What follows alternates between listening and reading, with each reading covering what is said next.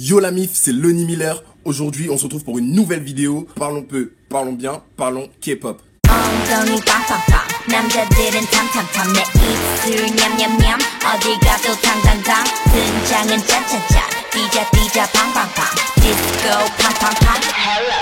Sincèrement, je n'aurais jamais cru un jour faire une vidéo sur la K-pop. Ou du moins, je n'y ai jamais vraiment pensé. Et c'est seulement après avoir mis un mini passage de K-pop dans ma vidéo sur Pokémon Go que là, ça a été la révélation. Ouais, cataclysme. Vous avez été énormément à avoir cité le nom du groupe de K-pop qui chantait cette chanson.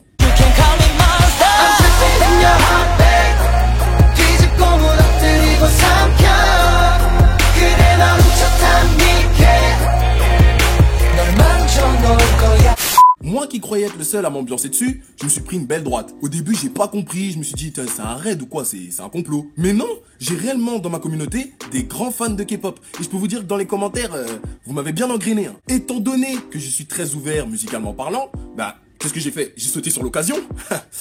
Un noir qui fait une vidéo sur la K-pop, on aura tout vu. Pour commencer, K-pop, qui est l'abréviation de Korean Pop, est un terme qui désigne un genre musical originaire de Corée du Sud. C'est logique. Et elle se caractérise le plus souvent par une large variété d'éléments audiovisuels. En gros, ils sont surtout connus pour leurs clips absolument badass, faut le dire. 차가운 세상 눈을 감고 침대에 누워도 귀를 막고 어제가 오늘의 어제 늦은 자책만 가득한 채 We'll take it slow Baby, we'll take it slow. En passant évidemment par du EXO, BTS, Big Bang, CL et 21, j'ai fini par apprécier ce style de musique dans le sens où c'est vraiment très varié. Attendez une minute. Ah, la règle de 3, c'est Illuminati. Même si le terme K-pop désigne tout genre de musique populaire sud-coréenne, il désigne principalement une forme moderne de musique pop. Il y a la dance pop,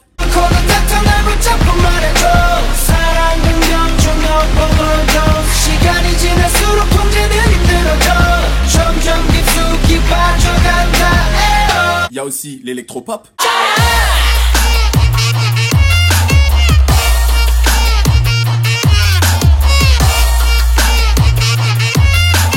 Il y a du hip-hop.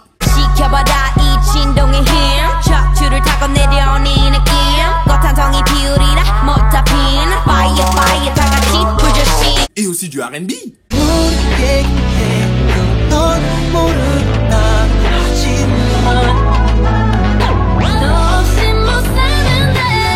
S'il y a bien un truc à savoir, c'est qu'en Corée, la K-pop c'est l'équivalent de Pokémon Go. C'est un bec de business. Ensuite, ce qui différencie ce type de musique des autres, c'est qu'elle se fait particulièrement par des boys bands ou des girls bands. Voilà, c'est rare qu'on trouve des solos. D'ailleurs, je peux vous en montrer quelques-uns.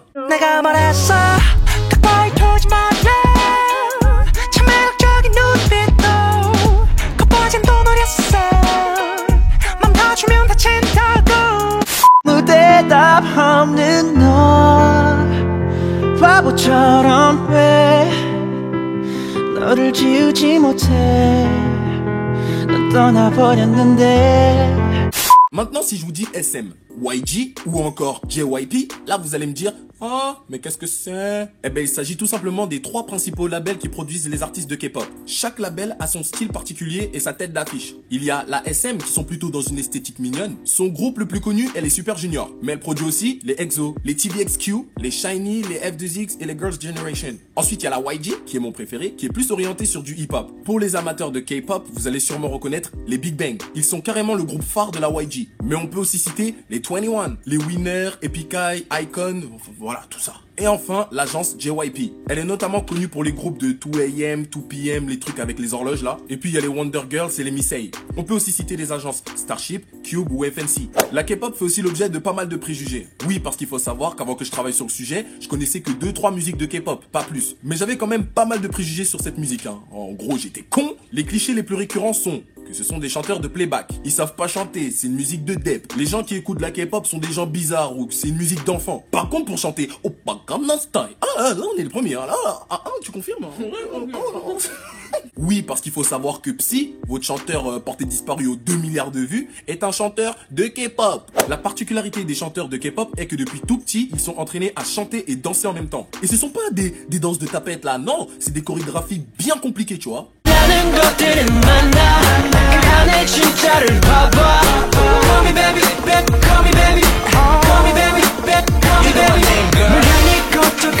Vous vous rendez sûrement compte de la complexité d'exécuter chant et danse simultanément. Alors oui, parfois lors d'un plateau télé, ça va partir dans des bails de playback. Mais va chercher le playback seulement ici.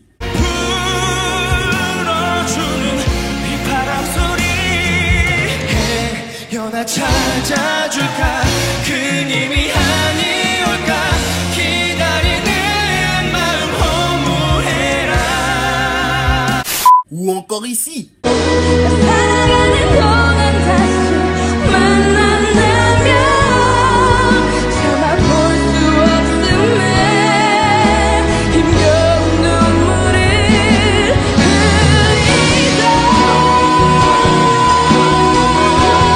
Kawaii. C'est du japonais, négro. Merde. Tu pues. Oh, et puis de toute façon, la K-pop, c'est une musique de bébé. Voilà, moi je suis un amateur de rap. Sachez que même dans la K-pop, on fait du rap. We used to be all turned up. 우리 멀어졌어 점점 난 아니라 했지만 두고 봐 사랑의 역전.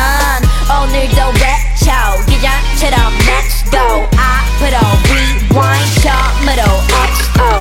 C'est pas Nicki Minaj, mais ça reste bel et bien du rap. Là, on arrive enfin à la partie la plus intéressante de la vidéo. Et c'est ce qui m'a le plus marqué. La capacité des idoles de passer d'un style de musique à l'autre ou d'un rythme à l'autre est absolument incroyable. Par exemple, au début de la musique, ça part dans un son un peu reggae pop, puis après, boum, ça vire à l'électro. Si, le mélange impossible, mais pourtant c'est excellent. 1, 2, 3 넌 나를 떠났지만 어딘가에서 너의 숨소리가 들려와. 나를 위한 거라 했던 너의 말 거짓말처럼 차갑게 돌아섰던 너는 왜 You're gone away. Come back home. Ou sinon, ma musique préférée, passer d'un rap style ricain à une musique beaucoup plus douce pop ballade. I'm in love, 눈에 콩 get your shots, baby. 하기 실종의 hit white shots, baby. 사람야 주세요, Jesus, baby. 눈부셔, baby. Sunglass, baby. Baby, 지금처럼만 아름다워 줄래 넌. 시간이 지나도 내가 설렐 수 있게. Bon maintenant, trêve d'éloges et passons à la critique non constructive comme dirait Sir Gipsy. Certains sons sont vraiment à bannir au 21e siècle, hein. On a évolué, des sons comme ça on n'en veut plus. Big Bang, we back again one more time. Say no way, 너무 쉽게 또 남은 day. Big Bang, don't stop. On dirait un vieux boys band des années 90, on dirait un Ozone version coréenne. Tu peux pas faire ça, t'as pas le droit. Mes chers abonnés, je peux vous dire que j'ai vraiment essayé de pas critiquer leur coupe de cheveux. Mais là, c'est pas possible. Théma, comment leur coupe de cheveux, elle est bancale. Mais je pense pas que ce soit tellement un inconvénient vu la façon dont ils se ressemblent tous. Y a absolument rien de raciste dans ce que je dis, hein. Mais les Coréens... Passons maintenant au sujet de la chirurgie esthétique. Parce qu'il faut savoir que la moitié des chanteurs de K-pop ont fait de la chirurgie esthétique. En passant par le débridage des yeux, du lifting, de l'affinement du nez. Certains diront, ouais, mais ils sont toujours aussi bizarres, même après avoir fait de la chirurgie. C'est déjà de 1, méchant. Et le truc qui est intéressant avec la plupart des pays d'Asie de l'Est, c'est qu'ils n'ont pas la même définition ni les mêmes critères de beauté que nous avons les Occidentaux. Ce que vous allez trouver beau chez Nicki Minaj ne sera pas forcément beau aux yeux des Asiatiques. Ouais, mais c'est parce que ils ont les yeux bridés et tout. Par exemple, en Asie, avoir la peau très blanche est signe de pureté. Donc même s'il fait 45 degrés Celsius, ils vont se retrouver avec des grands parapluies comme ça en été. Voilà, tout va bien.